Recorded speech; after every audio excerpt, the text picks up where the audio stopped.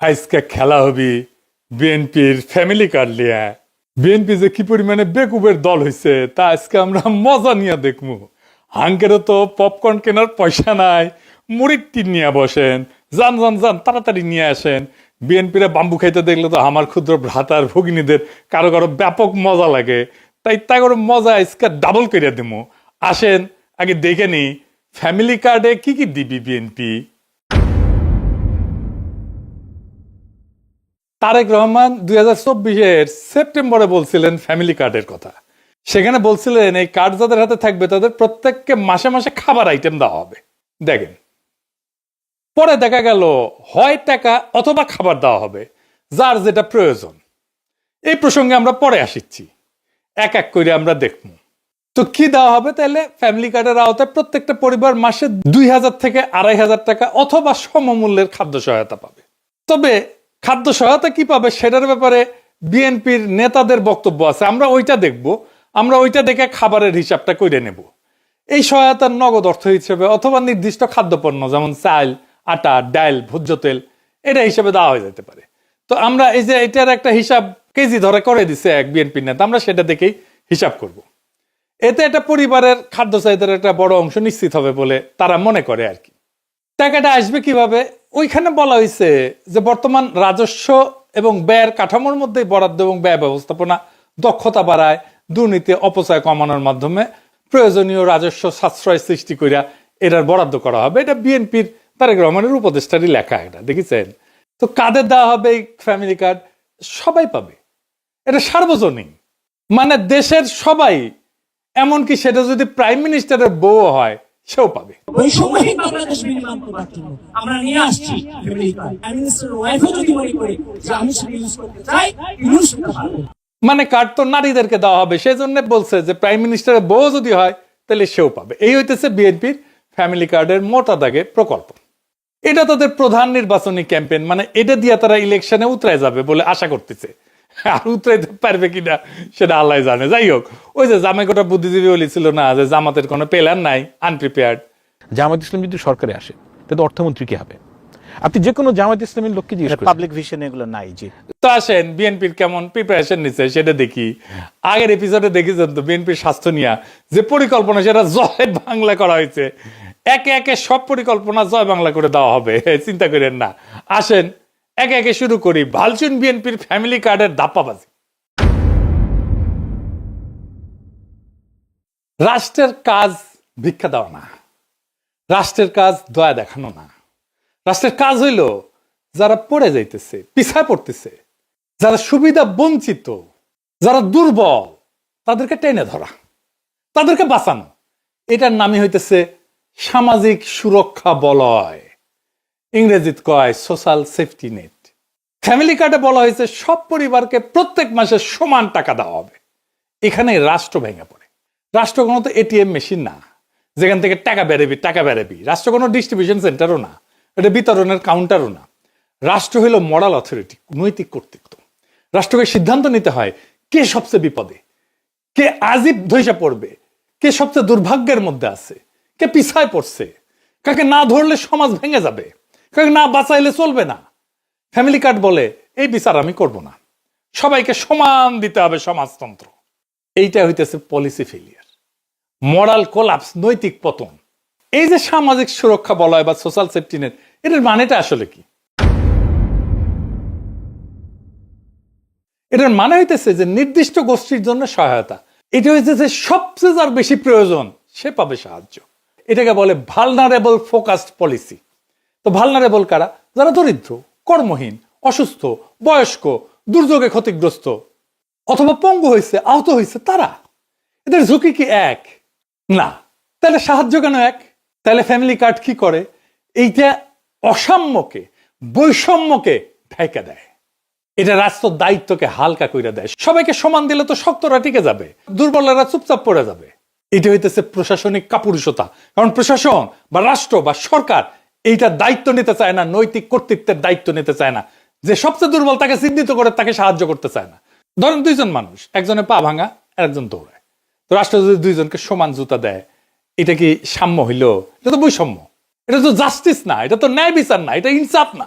এই যে তিনজন দেখেন, এই ছবিটা দেখেন, বিখ্যাত ছবি আপনারা দেখছেন, তিনজন খেলা দেখিচ্ছে, তাই না? তিনজনের পায়ের নিচে একই সমানের বাক্স দিলে তৃতীয় জন খেলা দেখতে পারবে না। প্রথম জনের পায়ের নিচে তো বাক্সের দরকার ছিল না, ছিল কি, ও তো এমনি দেখতে পাচ্ছে। আর তৃতীয় জনের পায়ের নিচে মানে বাচ্চাটার পায়ের নিচে 2টা বাক্স দরকার ছিল, এটাই জাস্টিস। দ্বিতীয় জনের পায়ের নিচে একটা বাক্স, এটাই জাস্টিস, এটাই রাষ্ট্র করে। ফ্যামিলি কার্ড ঠিক এই অন্যায়টাই করে, তিনজনের পায়ের নিচে সমান বাক্স দিছে। তাইলে এই ফ্যামিলি কার্ড চালু হইলে যারা সবচেয়ে দুর্দশাগ্রস্ত, যাদের সবচেয়ে জরুরি প্রয়োজন, সেই মানুষ অদৃশ্য হয়ে যাবে। তারা কাগজে থাকবে, বাজেটে থাকবে, কিন্তু বাস্তবে থাকবে না। টাকা সবার মধ্যে সমানভাবে ছড়ায় পড়বে। তাহলে টাকার প্রভাব শূন্য হয়ে যাবে। টাকা তাহলে কাকে সাহায্য করতেছে? এই যে পুঁজিবাদী সমাজের তো সমস্যা হচ্ছে যে টাকা মাঝে মাঝে কিছু সেন্টারে জমা হয়ে যায়, কনসেন্ট্রেটেড হয়, কেন্দ্রীভূত হয়ে যায় কিছু মানুষের হাতে। সেটা রিডিস্ট্রিবিউট করতে, পুনর্বন্টন করতে হয়, রিডিস্ট্রিবিউট করতে হয়। দেখছেন না, ইসলামে জাকাতের ব্যবস্থা আছে, প্রত্যেক বছর এইটা বন্টিত হয়। যার কাছে বেশি টাকা, তাকে দরিদ্র মানুষের মধ্যে বিলাই দিতে হবে। রাষ্ট্রের কাজ সবাইকে খুশি করা না, রাষ্ট্রের কাজ সবচেয়ে দুর্বলদেরকে বাঁচানো। যে সবাইকে সমান করে দেয়, সে আসলে ঘোষণা করে আমি দুর্বলদের দায়িত্ব নিতে চাই না। সেই জন্যই বিএনপির ফ্যামিলি কার্ড এইটা দুর্বলদের বাঁচাবে না, দুর্বলদের দায়িত্ব নিতে চাইতেছে না সে। এটা মানবিক না, এটা রাষ্ট্রের দায়িত্ব থেকে পরিকল্পিত পলায়ন। এবার আসেন আমরা আর একটা জিনিস দেখি। বিএনপি বলতেছে যে বাসার কর্ত্রী বা head of the house hold নারী, তাকে দেওয়া হবে। Head of the house hold বলতে কি বুঝাইতেছে? মানে পরিবারের গৃহকর্ত্রী আর কি, এই নারীর নামে। ইংরেজিতে লিখছে woman head of house hold. এখানে প্রথম সমস্যা হইতেছে পরিবারের সংজ্ঞা কি, কে এটা সংজ্ঞায়িত করবে? আমাদের সমাজে যৌথ পরিবার আছে এবং ছোট পরিবার আছে, যেটাকে নিউক্লিয়ার পরিবার বলা হয়, একই সাথে চলে। যে নারী, সে নারী তো কারো মা, সে একই সাথে কারো মেয়ে, কারো স্ত্রী, কারো শাশুড়ি, কারো পুত্রবধূ, কারো বোন। তাকে কোন পরিবারের অন্তর্ভুক্ত করা হবে? পরিবারের কোনো সংজ্ঞা বানানো তো সম্ভব না। এটা একটা ইমোশনাল অ্যাটাচমেন্ট। একটা পরিবারে কে কে থাকবে, কোন কোন সম্পর্ক থাকবে, কতদূর রক্ত সম্পর্ক পর্যন্ত পরিবারের ভিতরে থাকবে, তো এসব তো রাষ্ট্র বা সরকারি আমলারা এটা সংজ্ঞায়িত করে দিতে পারে না, বলে দিতে পারে না, ডিকটেট করে দিতে পারে না। এক এক পরিবার এক এক রকম হবে। দেখবেন কোন পরিবারে শাশুড়ি আছে, কোন পরিবারে মা আছে, কোন পরিবারে ভাই আছে, কোন পরিবারে বোন আছে। এই একটা ইস্যুতে তো ব্যাপক কারচুপি, দুর্নীতি হবে। একটা পরিবারের সব মেয়ে প্রত্যেকের নিজের নামে কার্ড বানাবে, এটা হবে। আমি কয়ে দিতেছি, লিখে দিতে পারেন। বাংলাদেশে বিয়ের পর অনেকে বাপের বাড়ি বা শ্বশুর বাড়িতে থাকে, তাদেরকে কি আলাদা আলাদা পরিবার গণ্য করা হবে, নাকি একটা পরিবার গণ্য করা হবে? একটা পরিবারে এইভাবে অনেকগুলো কার্ড বানায়, সবগুলো থেকে টাকা রেশন নিজেদের অ্যাকাউন্টে পড়বে। যদি সবাইকে দেওয়া হয়, তাই তো দিতে চায় তারা সবাইকে। এবার একটা ইন্টারেস্টিং জিনিস দেখি। এই যে বলছি যারা ভালনারেবল গ্রুপ, যাদের সবচেয়ে বেশি সাহায্য দরকার, তাদের কিন্তু অন্য সহায়তা দেওয়া হয়। সেটা কি বন্ধ করে দেওয়া হবে? বিএনপি কি সেটা বন্ধ করে দিবে? আসেন সেটা বুঝে দেখি। আমাদের সামাজিক সুরক্ষা কার্যক্রম কি কি আছে? আপনার নাম শুনেছেন অনেক, বয়স্ক ভাতা, বিধবা ভাতা, প্রতিবন্ধী ভাতা, তাই না? এমনকি হিজড়া জনগোষ্ঠীর জীবন মান উন্নয়ন ভাতা আছে। আমাদের একটা বিশাল খাদ্য ভিত্তিক সুরক্ষা কর্মসূচি আছে, এটা সে পাশে লিখে দেন। এর মধ্যে আছে ভিজিডি কার্ড, আপনারা শুনছেন, এর নাম হচ্ছে ভালনারেবল গ্রুপ ডেভেলপমেন্ট। তারপরে আছে VGF card, vulnerable group feeding. তারপরে জিআর আছে, এটি দুর্যোগকালীন ত্রাণ। তারপর ওএমএস আছে, ওপেন মার্কেট সেল, খোলা বাজারে খাদ্য বিক্রি। তারপরে টিসিবির কার্ড আছে, দেখছেন না? এটার মাধ্যমে ভর্তুকি দেওয়া হয়েছে, যে সমস্ত পণ্য সেটা দেওয়া হয়। আবার এটা কাজের বিনিময়ে খাদ্য কর্মসূচি আছে না, ফুড ফর ওয়ার্ক, কাজের বিনিময়ে খাদ্য, কাজের বিনিময়ে অর্থ, যেটা সেটাকে বলা হয় টেস্ট রিলিফ। তারপরে একটা ইজিপিপি বলে আছে, মানে যেটা কর্মসংস্থান সৃষ্টি করবে, এরকম প্রোগ্রাম। অতি দরিদ্রদের জন্য কর্মসংস্থান কর্মসূচি। তারপরে নারী এবং শিশু মাতৃস্বাস্থ্য সুরক্ষা আছে, মাতৃত্বকালীন ভাতা আছে একটা, যারা বাচ্চাদেরকে দুধ দেয় তাদেরকে মাতৃত্বকালীন একটা ভাতা আছে, মা এবং শিশু সহায়তা কর্মসূচি। তারপরে প্রাথমিক বিদ্যালয়ে মিড ডে মিল আছে, মানে স্কুলের মধ্যেই খাবার দেওয়া হয় বাচ্চাদেরকে। শিক্ষাভিত্তিক সুরক্ষা আছে, মানে প্রাথমিক এবং মাধ্যমিক স্তরে উপবৃত্তি আছে, মাদ্রাসা শিক্ষাদের উপবৃত্তি আছে, এবং বিশেষ এবং প্রান্তিক জনগোষ্ঠীর জন্য কর্মসূচি আছে। খুব চমৎকার চমৎকার কর্মসূচি আছে। যেমন ধরেন চা বাগান শ্রমিকদের সহায়তা কর্মসূচি আছে। চা বাগান শ্রমিকরা কিন্তু খুবই দরিদ্র, অতি দরিদ্র। তাদের যে জীবনের যে কি কষ্ট আপনারা চিন্তাও করতে পারবেন না। আমি একটা ক্লিপ দেখাবো আজকে। তারপরে ধরেন বেদেদের জন্য, জেলেদের জন্য, হাওর এবং চরাঞ্চলের জনগোষ্ঠীর জন্য আলাদা আলাদা ভাতা আছে। ক্ষুদ্র নৃগোষ্ঠীর জন্য উন্নয়ন কর্মসূচি আছে। তারপরে ধরেন বন্যা হইল, সেখানে দুর্যোগ, জলবায়ু ঝুঁকি ব্যবস্থাপনা, এইটার জন্য আবার আলাদা সহায়তা আছে। খরার জন্য সহায়তা আছে। ওই যে হাসিনা বাসা টাসা বানাই দিছিল না, ওইটা একটা বাসস্থান পুনর্বাসন কর্মসূচি আছে। বিএনপি বলতেছে যে এই যে ফ্যামিলি কার্ডের বার্ষিক ব্যয়, এইটা হবে 12,000 কোটি টাকা। তো এই আমি যতগুলো সামাজিক সুরক্ষার কর্মসূচি বললাম এই বাজেটের 10%-এর মতো, 10.28 ওরা বলছে। মানে হাসিনা আমলে যেটা দেওয়া হয়তো তার 10 ভাগের 1 ভাগ। কিন্তু সামাজিক সুরক্ষা কর্মসূচিগুলোর মধ্যে ওরা বলতেছে যে এটা ওভারল্যাপ আছে, মানে একই সুবিধা একাধিকবার পেয়ে যায় একজন। সেটা কমায় বিএনপি 9,500 কোটি টাকা সাশ্রয় করবে নাকি এর মধ্যে থেকে, এবং সেই অর্থটা ফ্যামিলি কার্ড স্কিমে দেবে। বুঝছেন, এই 12,000 টাকার মধ্যে 9,500 টাকা এক্সিস্টিং যে সামাজিক সুরক্ষা আছে ওইখান থেকে বাইর করে কেটে নিয়ে ফ্যামিলি কার্ডে ঢুকাবে। মানে একটু বুঝাই দিই, এই যে দেখেন চা বাগান শ্রমিক, সে একটা বিশেষ সুবিধা পায়। আগে একটু দেখায়নি, চাতে তো মজা করে খায়, চা বাগান শ্রমিকের জীবনটা কেমন, কষ্টটা কেমন দেখেন। এটা গ্রিন টি, এটা গ্রিন টি। এই পাতা আমাদের মহিলারা তুলবে। হ্যাঁ, এই পাতা 23 কেজি তুলবে না, আমার ওয়াই 8 ঘন্টা কাজ করে 178 টাকা পায়। 8 ঘন্টা কাজ করার পরে 23 কেজি তোলার পরে 178 টাকা পায়। জি, আর 23 কেজি কম হলে 1 কেজি প্রতি 60 টাকা মাইনাস। মানে 23 কেজি কম হলে 60 টাকা মাইনাস। জি, এইভাবে আপনাদের জীবন চলতেছে। কষ্ট হয় স্যার, ভালো মন্দ মন চায়। এই যে ম্যাডাম সাহেব একটা কথা বলি, হ্যাঁ, কিছু মনে নিবেন না। না, ম্যাডাম সাহেব যে 100 টাকা দিচ্ছেন না, আজকে 25 ডিসেম্বর না, জি, আমার মা বলতেছিল একাধিক কোলা নিব বিস্কুট আর একটা লু বিস্কুট। মন চায়, মাছ মাংস আমাদের মন চায়। দেখেছেন, মনটা খারাপ হয়ে গেল না? এই লোকের মা ধরেন, যে যার কথা বলতেছিল ওই লোকটা, সে বয়স্ক নারী ভাতা পায় নিশ্চয়ই, আর চা শ্রমিকের ভাতা পায়, তাই না? 2টা ভাতা পায়। এটারে বলতেছে ওভারল্যাপ, মানে তুমি তো 2টা নিতে পারবে না, এইখানে দরিদ্র সুবিধা বঞ্চিত মানুষের টাকা সরায় না ফ্যামিলি কার্ড দিবে। টেম্পু স্ট্যান্ডে চান্দাবাজি করতে করতে অভ্যাস খারাপ হয়ে গেছে। গরিব মানুষের টাকা সরায় নিজের ভোটে যেটা রাজনৈতিক কর্মসূচি আর্থিক ব্যয় মেটাবে। সি সি সি সি রানুনি সি। আচ্ছা, আর একটা জিনিস দেখাই, তারা বলতেছে যে ক্যাশ টাকা বা খাদ্য সহায়তা দেওয়া হবে, মানে কাউকে ক্যাশ টাকা কাউকে খাদ্য সহায়তা দেবে। কে ঠিক করবে কাকে ক্যাশ দেবে আর কাকে খাদ্য সহায়তা দেওয়া হবে? এবার আসেন দেখি খাদ্য সহায়তা দেওয়াটা আদৌ সম্ভব হবে কিনা।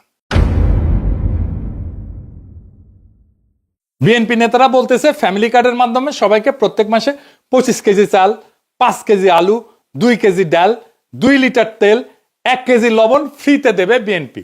বেনে বেনে করছি না, বিএনপি নেতারাই করছে, শোনেন। আমরা প্রত্যেকটা পরিবারের নারী সদস্যর নামে একটা করে ফ্যামিলি কার্ড প্রদান করব।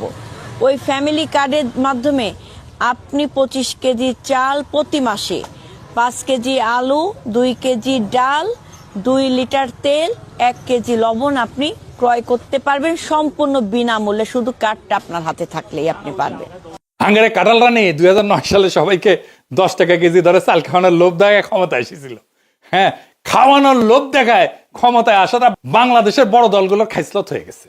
বাংলা মার্টিন লুথার কিং কাঁঠাল রানীর চেয়ে 1 ধাপ আগায় সবাইকে ফ্রি চাল খাওয়ানোর প্রতিশ্রুতি দিচ্ছে। খালি ফ্রি চাল না, সাথে ফ্রি আলু, ডাল, লবণ, তেলও থাকবি। দেশের সরকারি হিসাবে ধরে নিলাম আনুমানিক 4 কোটি পরিবার আছে। যদিও ফ্যামিলি কার্ড হইলে কারচুপির মাধ্যমে এই সংখ্যা বহুগুণ বৃদ্ধি হবে। দেখবেন এই 4 কোটি পরিবারকে প্রত্যেক মাসে বাংলার মার্টিন লুথারের প্রতিশ্রুতি অনুযায়ী 25 কেজি চাল, 5 কেজি আলু, 2 কেজি ডাল, 2 লিটার তেল, 1 কেজি লবণ যদি ফ্রিতে দেওয়া হয় তাহলে 35 কেজি খাদ্যদ্রব্য, 35 কেজি সব মিলে সরকারকে 4 কোটি পরিবারের প্রত্যেককে মাসে 35 কেজি খাদ্যদ্রব্য প্রত্যেক গ্রামে ফ্রিতে সরবরাহ করার এটার যে ক্যাপাসিটি, লজিস্টিক্যাল ক্যাপাসিটি, সেটা তৈরি করতে হবে। গুদাম লাগবে, ট্রান্সপোর্ট লাগবে। এটা কত বড় সংখ্যা, এটা বাংলার মার্টিন লুথার কিং অঙ্ক করে দেখছে কিনা আমি জানি না। যদিও তিনি নিজের ভাষাতে এক বক্তৃতায় বলছে তিনি অঙ্কে নাকি কাঁচা। তুমি যে বললে তোমার অঙ্ক করতে ভালো লাগে না, তোমাকে একটা সিক্রেট কথা বলি, অঙ্ক কিন্তু আমারও খুব ভালো লাগতো না, অঙ্ক দেখলে আমিও ভয় পেতাম। এই 35 কেজি যদি 4 কোটি দিয়ে গুণ দিই তাহলে 140 কোটি কেজি, 14 লক্ষ টন। সরকারকে বছরে 14 সাথে 12 গুণ করেন, এত লক্ষ টন বা অতিরিক্ত 2.25 কোটি টনের মতো নতুন খাদ্য গুদাম বানানো লাগবে। বর্তমানে সারা দেশে সরকারি খাদ্য গুদাম আছে 20 থেকে 25 লাখ টনের মতো, এটা করতে পারে। তাহলে এটা তুগলকি কারবার হয়ে যাবে না? দিল্লির একটা সুলতান ছিল মোহাম্মদ বিন তুগলক, আমরা বলি না তুগলকি কাণ্ড করছে, সবাই ওরে ম্যাড সুলতান বা পাগলা সুলতান বলে রাখতো। সেরকম উদ্ভট সব প্রজেক্ট করে সালতানাতকে দেউলিয়া বানায় ফেলছিল। বাংলার মার্টিন লুথারও একই পথে হাঁটা শুরু করেছে। দেশে বর্তমানে যে সমস্ত সরকারি খাদ্য গুদাম আছে সেখানে ব্যাপক দুর্নীতি হয়। কৃষক সরকারি আমলা কর্মচারীকে ঘুষ না দিলে সেখানে নিজের ফসল বেচতেই পারে না, পারে গুদাম থেকে খাদ্যশস্য লোপাট হয়ে যায়। সরকারি কর্মকর্তা কর্মচারীরা গুদামের খাবার ব্ল্যাক মার্কেটে চুরি করে বেচে দেয়। ফ্যামিলি কার্ডের মাধ্যমে এই প্রক্রিয়া আরো ব্যাপক এবং ভয়াবহ রূপ ধারণ করবে। মানুষজনে ভেনেজুয়েলার মতো প্রত্যেক জেলায় জেলায় লম্বা লাইন ধরে দাঁড়াবে খাদ্য গুদামের সামনে রেশনের জন্য। সোভিয়েত রাশিয়া এরকম লাইন ধরে ধরে রেশন দেওয়া হইতো, জানেন না তো? সোভিয়েত আমলে, সমাজতান্ত্রিক আমলে, কমিউনিস্ট আমলে, জানেন না, লাইন ধরে ধরে দেওয়া হইতো। তো ওইখানে লাইন দেখলে পাবলিক দেড়ে যেত আর কি। এইটা হবে এইখানে সরকারি আমলা যেখানে বসে বসে এক এক করে সবাইকে অল্প অল্প করে খাবার বিতরণ করবে, আর লম্বা লাইন, এই লাইন আর শেষ হবি না। সরকারি আমলারা এইসব করতে গিয়ে দুর্নীতি আর ভজঘট লাগায় খাবার শর্ট করে ফেলবে সবার জন্য। আর এই খাবার বিতরণের লোকজন কোথায়, লোকবল কোথায়, কে বিতরণ করবে? এর কোনো হিসাব আছে? গুদামে খাদ্যদ্রব্য রেখে পচায় ফেলবে সরকারি কর্মচারীরা, পচা মাল মানুষজনকে খাওয়াবে, ভালো মাল সরকারি কর্মকর্তা কর্মচারীরা ব্ল্যাক মার্কেটে বেচে দিবে, নিজেরা খাবে আর মাল পানি কামাবে। এটা নিয়ে দেশে ভয়াবহ রাইট লাগবে, দাঙ্গা লাগবে ভবিষ্যতে। বাঙ্গুদের বিয়ে বাড়িতে মাংসের পিস কম পড়লে মারামারি শুরু হয়ে যায়। আর আমাদের বাংলার মার্টিন লুথার কিং সারা দেশে সবাইকে মাসে মাসে ফ্রি খাওয়ানোর প্রতিশ্রুতি দেয়। বাজারে কোনো কিছু কিনতে হলে টাকা লাগে। টাকা হচ্ছে কোনো বস্তু বা সেবার প্রতি কারো একটা ক্লেম, তাই না? টাকা নকল করে ছাপানো অসম্ভব না হইলেও অনেক কঠিন কাজ, তাই না? কিন্তু এই যে ফ্যামিলি কার্ড বা রেশন কার্ড বা কুপন, এটা 2 নম্বর করে ছাপানো একদম সহজ কাজ, 1-2 এর ব্যাপার। এটা যে কেউ পারবে। এই জন্য এইসব ক্ষেত্রে ভয়াবহ জালিয়াতি হবে। ভারতের রেশন সিস্টেম আছে এবং সেটা মারাত্মক একটা অদক্ষ এবং দুর্নীতি প্রবণ একটা ব্যবস্থা। ভারতে কোটি কোটি কোটি ভুয়া রেশন কার্ড আছে। এর জন্য অর্থনীতির জন্য একটা মারাত্মক বোঝা। দেখেন, সরকার কৃষককে ভর্তুকি দিয়ে সার বিতরণ করে না? আমরা কৃষক কার্ড নিয়েও আসিচ্ছি, দাঁড়ান। তারেক রহমান সাহেব যে আপনার জন্য কৃষক কার্ড করছে, এটা আপনি জানেন? একটা কৃষক কার্ড করছে যে, জানেন এই কৃষক কার্ডে কি থাকবে জানেন? এই যে দেখেন, এরকম একটা কৃষক কার্ড দিবে যেখানে মেয়াদ দেওয়া থাকবে, কার্ড নাম্বার থাকবে, ঠিক আছে, নাম থাকবে, পাশে আপনার ছবি থাকবে।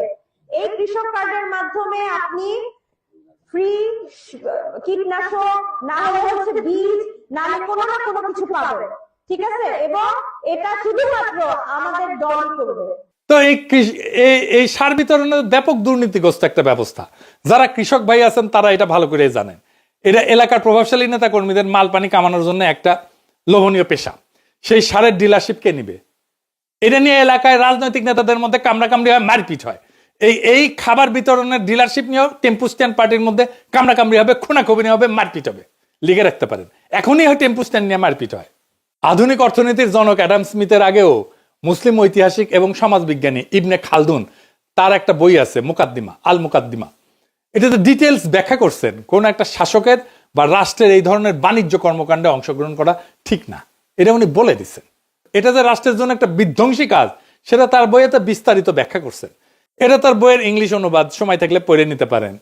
জামাই কোটার বুদ্ধিজীবীর নাকি এটা খুব প্রিয় বই। যাই হোক, পড়িছে বুঝিছে কিনা কে জানে। ইবনে খালদুন এতই প্রভাবশালী এবং বিখ্যাত যে আমেরিকার প্রেসিডেন্ট রোনাল্ড রিগান পর্যন্ত তার বক্তব্যে ইবনে খালদুনকে কোট করতেন। শুনেন। I studied economics in college when I was young, and I learned there about a man named Ibn Khaldun who lived 1200 years ago in Egypt. And 1200 years ago he said, in the beginning of the empire, the rates were low, the tax rates were low, but the revenue was great.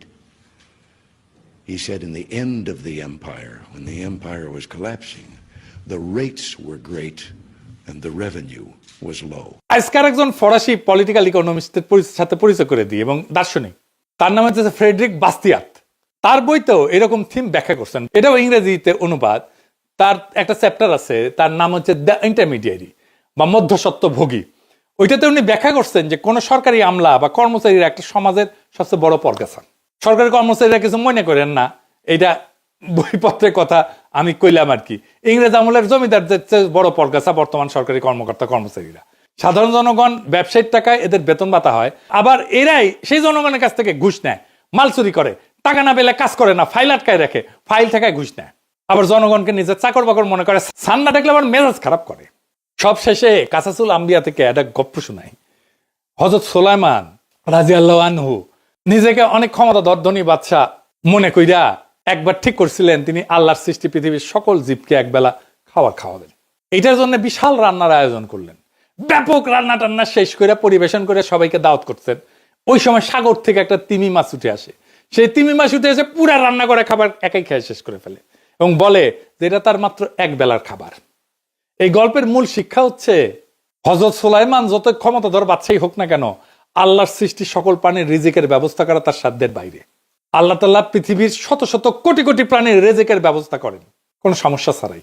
কোন মানব শাসক যদি নিজেকে god কমপ্লেক্সে ভোগা শুরু করে সিদ্ধান্ত নেয় সে কোটি কোটি মানুষকে বিনামূল্যে মাসে মাসে ফ্রিতে চাল ডাল আলু লবণ তেল এইসব খাবার খাওয়াবে, সেটা হইলে তার জন্য জীবনে সামনে বড় হোঁচট অপেক্ষা করা, আছাড়ের অপেক্ষা করতেছে। এবার আসেন আরো দুইটা গুরুত্বপূর্ণ পয়েন্ট, বাজেট আর কাকে দেওয়া হবে এটা নিয়ে আলাপ করি। বিএনপি বলছে যে প্রথম 50 লাখ পরিবারকে দিবে, ভালো কথা। বিশ্বব্যাংক বলতেছে যে 2025 সালের শেষে বাংলাদেশে অতি দরিদ্র মানুষের সংখ্যা হইতে পারে 1,58,00,000-এর মতো, আর দরিদ্র মানুষের সংখ্যা হবে 3,90,00,000-এর মতো। সো আমরা তো এই অতি দরিদ্র এবং দরিদ্র মানুষদেরকে তো সাহায্যটা দিব, তাই না? তাইলে এই মোট দরিদ্র এবং অতি দরিদ্র মানুষের সংখ্যা কত? 5,48,00,000 জন। সো বাংলাদেশে গড় পরিবারের সদস্য সংখ্যা সাধারণত ধরা হয় 4.3 থেকে 4.5 জন প্রত্যেক পরিবারে। এটা বাংলাদেশের সরকারি হিসাব এবং আন্তর্জাতিক সংস্থা এটা ব্যবহার করে।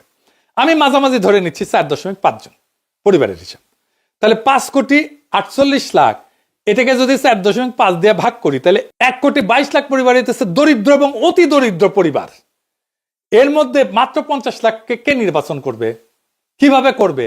কোন ক্রাইটেরিয়া করবে? এই যে হারুন যে কইছে যে হারুনকে বলে আওয়ামী লীগকে ফ্যামিলি কার্ড দেবে, উনকা শুনেন। জামাতকে কখনো ভোট দিস না, আওয়ামী লীগকে আমাদেরকে ভোট দে, আমরা তোদেরকে হারুন ভাইকে বলে তোদের সবাইকে ফ্যামিলি কার্ড করে দেবো।